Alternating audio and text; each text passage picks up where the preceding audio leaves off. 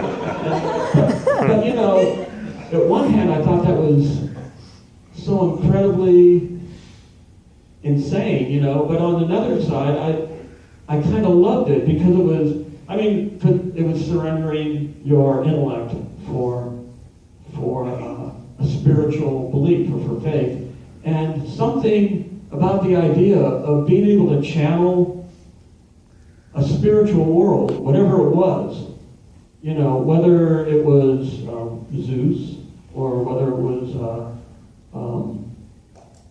Jesus Christ or whether it was ghosts or Gargantua or whoever it was, you know, I wasn't sure who we were after, but I love the idea. I love the idea, and then it made me listen to crazy people more. I started like paying more attention when I'd see somebody, you know, just kind of babbling somewhere on a corner.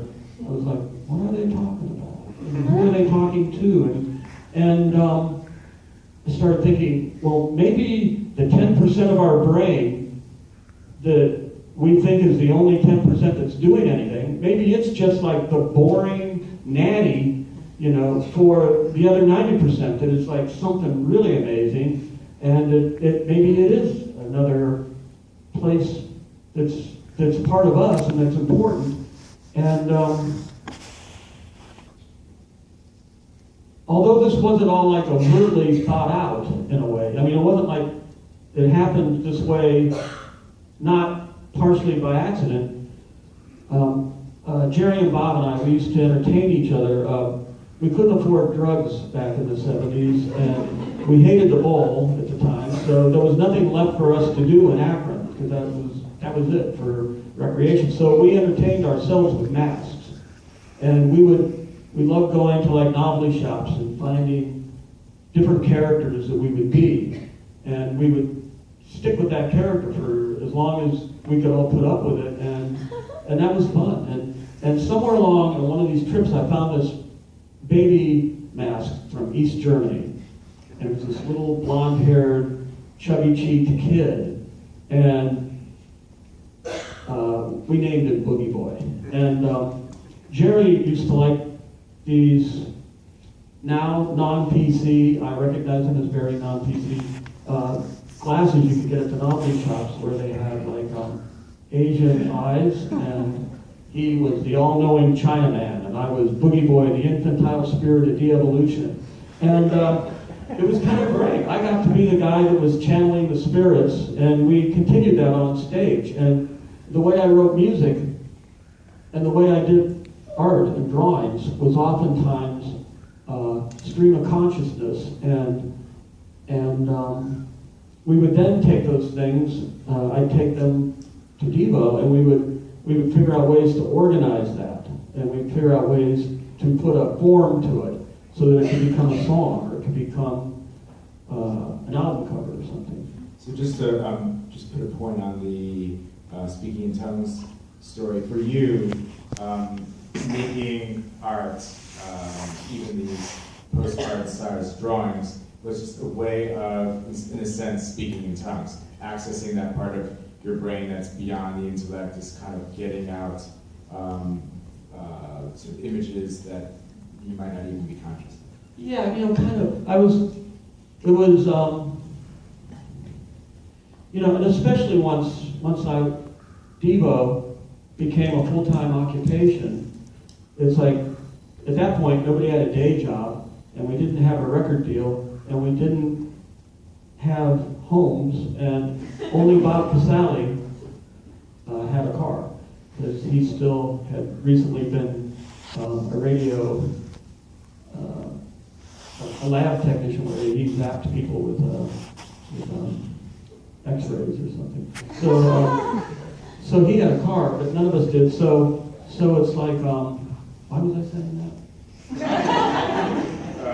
Talking about why you make the postcard. Oh yeah. So for me, it's like the postcards were something easy I could carry, and postcards were plentiful at one time to those who are unaware that there was once a world without the internet and without cable television and without cell phones and things like that.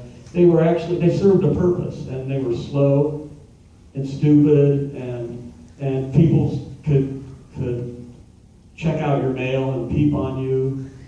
Probably not too unlike hackers and stuff like that. But you know, it's like your messages had to be somewhat cryptic anyhow. Back then, if you had something you wanted to say to somebody, if you wanted to let them know that you had a crush on them or something, you had to use cryptic messages. And as a matter of fact, they even had them for postcards, like where a flower on a postcard, a different color flower image meant they all meant different things. And you were also involved in the mail art movement, which was just picking up steam in the 1970s. MAIL. There was something in the 60s where artists would mail things to each other, and they would put stuff that was kind of ironic or humorous or weird to go through the mail, to go through like with everything else, you know, like your bills and your telephone bill and your mortgage and all the other crap you get in the mailbox. Mailboxes were more important back then. Now I think they're going to be gone soon. Because now all I get is junk mail for an ex-nanny at our house. Confirm that. But where am I going with this? Oh, okay. So I started drawing on the size, and it became something that just Devo, we used it to entertain ourselves. You know, it's like we're on tour and you're on flight number 77 and you're sitting on the tarmac, and so I could draw somebody that was two people that were having a fight next to us, or I could do something where I included somebody from the record company that had said something incredibly unbelievable to us, and they would pass it over the seat and they would laugh. It was mail art. That's what I'm doing. So people like Robert Indiana, Irene Dogmatic, Image Bank up in wherever, an ant farm, and all these people, they would, if you sent something to them, even if you were just like a nobody in Akron, Ohio, they would send you something back. It was kind of great, and it kind of felt really good. It felt like when we were in Akron, it's like we felt like we were in a cultural wasteland to begin with, because we knew, you know, you could get Crawdaddy magazine and you could read the paper, so you knew there was a Haight-Ashbury, you knew there was a Sunset Strip, you knew there was a village in Manhattan, and you knew there was, you know, Carnaby Street in London. You knew there were all these cool things going on, but you also knew they weren't happening in Akron.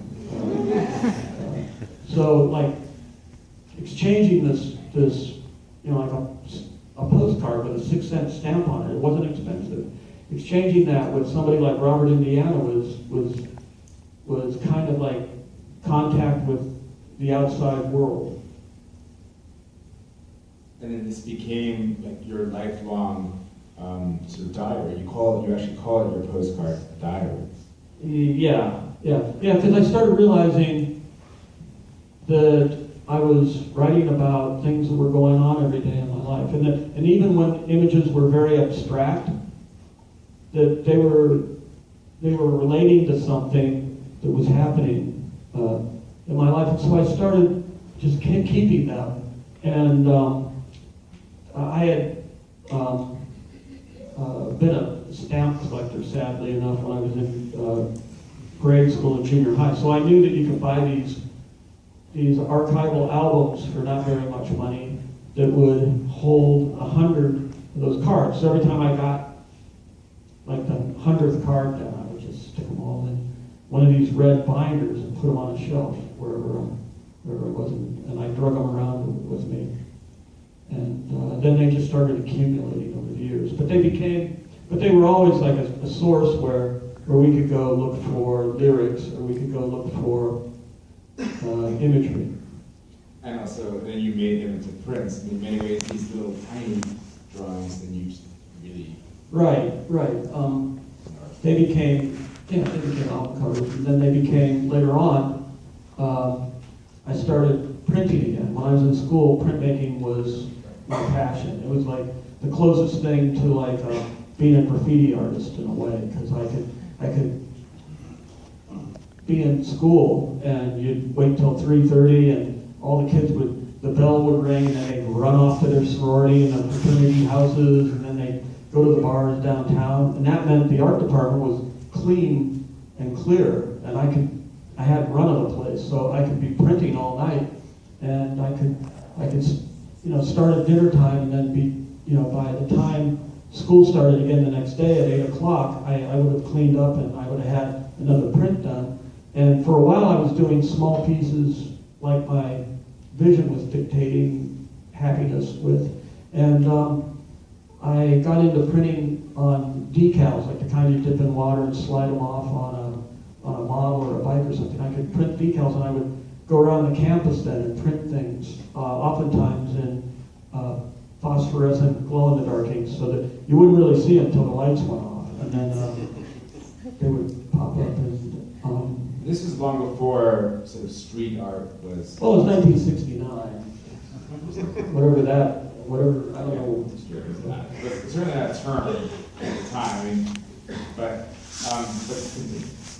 yeah, I never saw anybody going around with spray cans back there. I would have done it. Well, Paris 68 had a. But anyway, let's shift gears a little bit, because in the early 1980s, you start making music for television. Can you talk about how that came about? Music was something that I loved, like pop music when I was a kid. I remember hearing the Beatles on Ed Sullivan, and that's what made me, I said, that's why I've been tortured for my whole life learning how to play piano, so I could do that, so I could be in a band. So because I thought music was just some evil trick before that, and it was, Ed Sullivan changed it for me. But composing for. Oh, yeah. Okay. So what happened was, so we were, like any band, you do your albums, you do a few of them, you have a hit record, then after that, then the record companies go, hey, do anything you want, but do another with it. And you're like, well, that wasn't the best song, and that was an accident. We just did it. We just did it. It made us laugh. I was deconstructing something by Roy Orbison, kind of when I started on that. We were writing a kind of a Dale Carnegie, "You Can Do It, Mr. President" for Jimmy Carter at the time, right before he got removed from office. So anyhow, so we got to a point where we found ourselves kind of not with a record label, and a friend of mine, he'd asked me to score a film for him, and I said, no, I'm on tour this year with Devo. But thank you for the offer. And then the next year he said, well, you didn't score my film, but would you score my TV show? And I didn't have a record deal, and I didn't know when I was going to get to do another record. And I said, well, I'll try that. And it was the Pee Wee Herman show. That was the first show I did. And Pee Wee's Playhouse, it was called.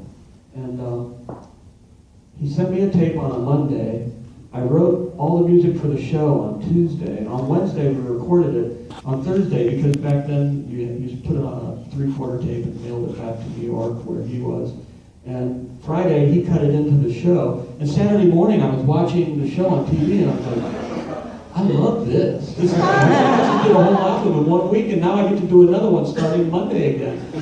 This is a good job. And so for me, it was like so much more rewarding than being in a band where you write 12 songs for 3 months, and then you go record them, and then you pick one to make into a film, and then you put together a live show, and you rehearse it, and you go out and you tour for 6 months, and then you come back, and it's a year later, and you get to write 12 more songs. So I loved it when I kind of started getting into TV and film, and it just kind of I just became passionate about it. It was kind of great, because although directors have ideas and producers have ideas,